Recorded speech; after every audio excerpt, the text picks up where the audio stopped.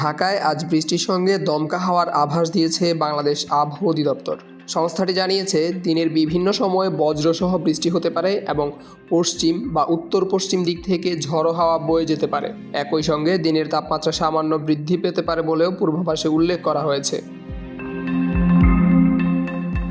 বুধবার 29 এপ্রিল বাংলাদেশ আবহাওয়া অধিদপ্তরের ঝড় সতর্কীকরণ কেন্দ্র থেকে প্রকাশিত সকাল 7টা থেকে পরবর্তী 6 ঘন্টার ঢাকা ও আশপাশের এলাকার আবহাওয়ার পূর্বাভাসে এমন তথ্য জানানো হয়েছে।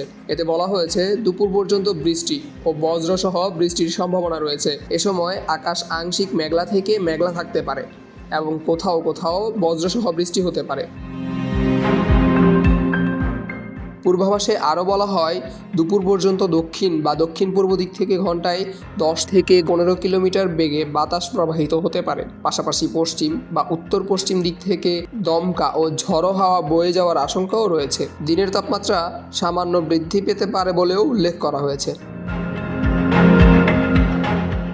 আবহাওয়া অধিদপ্তরের তথ্য অনুযায়ী আজ সকাল 6টায় ঢাকার তাপমাত্রা ছিল 22.8 ডিগ্রি সেলসিয়াস এবং এ সময় বাতাসের আর্দ্রতা ছিল 84%। গতকাল ঢাকার সর্বোচ্চ তাপমাত্রা ছিল 27.2 ডিগ্রি সেলসিয়াস আর আজকের সর্বনিম্ন তাপমাত্রা রেকর্ড করা হয়েছে 22.5 ডিগ্রি সেলসিয়াস। গত 24 ঘন্টায় 4 মিলিমিটার বৃষ্টিপাত রেকর্ড করা হয়েছে।